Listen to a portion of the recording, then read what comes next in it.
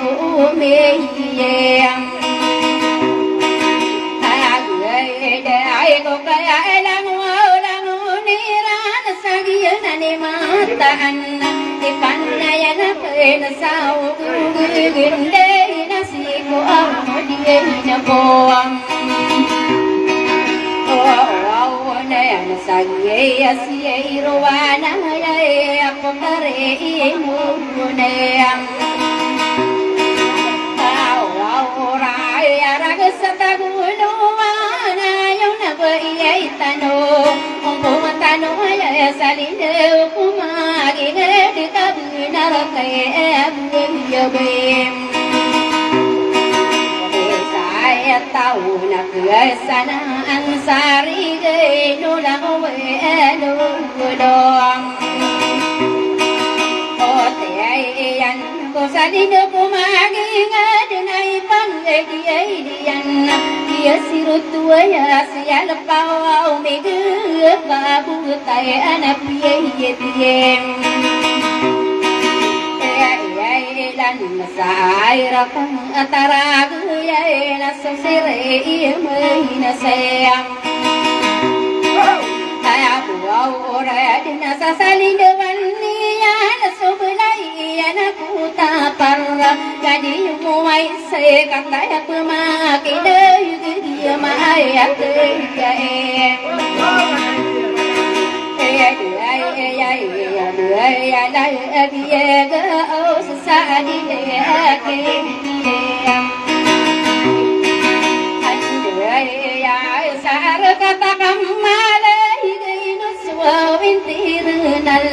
ayah seperti ditagih mata ide nan namo ansih Pora ay mai kong okilala na inosye ikrem esa ay tayo damiyaw na kung siya nasabu di puso bentong kagad pa naman tuwa po karimatarin tesanan ako na siya hirom Bumayo kukuy managiyaw sa putarin tayam Arit tay sa kadinurajiya na pukuro matarinaw Kapapantagin na yago kalang niyo tanay na kamay kupayim Nagaya lang abiye nunay saladasian biyayam Abuawote na ipakatakang puman sa bukan isiruaw si kasang Muntiya sa marawiya pa rin siya sarye milehi na isa kaayayayayayam Ay tao na mano na kay isiro si be na ladigye sayam aw niya ya inu mayura ya gitam kana ye kitami pagi na mo tami nuwe sa kapapaan te hidiem ay dumiye isni hay nay pangayate gagam ampai man sagi siruita ya de sandurunan kita membuka marga kadiniga koronan ko au nasihiroang Pai la ve irama kade la putare ile ante ayya bu iya ruma puna salada nunelum betan napun sanawan siro wa tangadi anale yakem ya kayana lai dikang akamamu de sisare ipeyama akronde sadila pabeluana sekretare pakaya kumakin gedi taminu du tami endireang nan akong kambenu ay na may ikong bayagayang ay aran na siya mo parahana nasa salindawan niyan iyawan na tuya eladi umura maya ang tibihin nirayagayang ay nalilang ay dito ay nalaligo iyayirayang ako ay araw da subay sa parensi dito sampuan tanu aye sada disagino keta suruh sidik tanu di punya yune ayo naya nagi wan teriya nana pun sehinawa ada po rai no sila bela Nakiai wan paebo di siti naira prinsesa nuone mau sadu ye era kaya no sawam puan tanu aye hinam suka sehinoyang ante kaya sana di semwera berkata ya milerembe papa pantang naye atang biele ya ke ya ke nama nganum na ke wansi nai no siep jare yo senama belon ke wanna ita siap waselie sama muka marga kadit dininga corona putare aim ya tayang arente senaman nunaki wane na putare ile yedayang ai na bisa kadina na pagli kulayakan kata ya milai lebu apulawe yere yenom orayate nanna kum sana tu siro wai no siko yeyang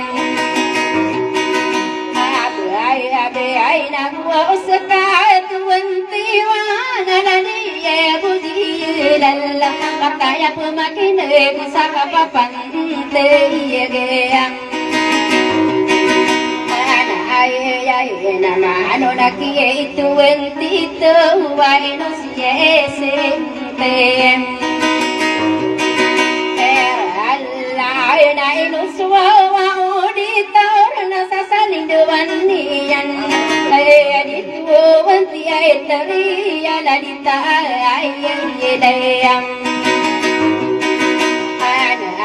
besanan na puna tuwenti pora la dia buudim ay mai la kata ya milelem na mano na saye de tuaye pakadi lok ay sakai na dia ko au mien yele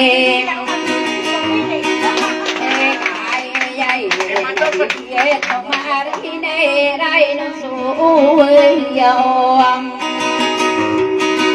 oye tornan na tuwa wanti sika sana ni muanti karelo balon do kai sai ise ya kayam ani ai bo saki pamana yo bento na subula ko tapar ani yang ko turu na tuwente na siya sare pamatunde sara kayate yeno ay tan na gua saka teresira wala disworo tan besa nakon turati bani na dia ayem ai pande patu kai ai nau am ati ai tu awala dili di gule di ya kadi sitiam mine nakam bala tari asya buang dia ona ya ai de kai ta ya lu makine de sa akare ini mo ai te ai na kuseka bukang balai nusie terati pura yena ni mata yena ai dia au yang ayam ai atau saya pangtakam pemana tiba isak arai nana diterati pai putri lalauin naterate sekesai no saya sienginayang Tenang wow sekali abu pada mai kupeng ada ayaran ada di tarati sibin nanakku naterate tak sib walai serana mabelu nagiya elare tadi tingerejate Tamana kiye porosiro agi sulo mutayam ana satakulu ana kale munagi nani mataan nakun sanaka ino budai no se aku moreyam Taya yang sadolo tay no siye kumurem Taya iwai na kataya milelem bainan ako na puratitu Mangude ika kasar na ipangayate yakayam Ayaman salay di kuwa orate sibina ay no simayelem Aku au oro na tamang kipurati takajinuralay Iyan ni matan sawan dao na mider na ipapayale yakuam Oh ay nakay di siya sisaya salasirong Oh ay malasala denubuyan nagi sabuk na sagiran Kapkaya pumakin say panjupati usari gunay iye buang Ang kau ay nau ang bersado kapalan iye kaya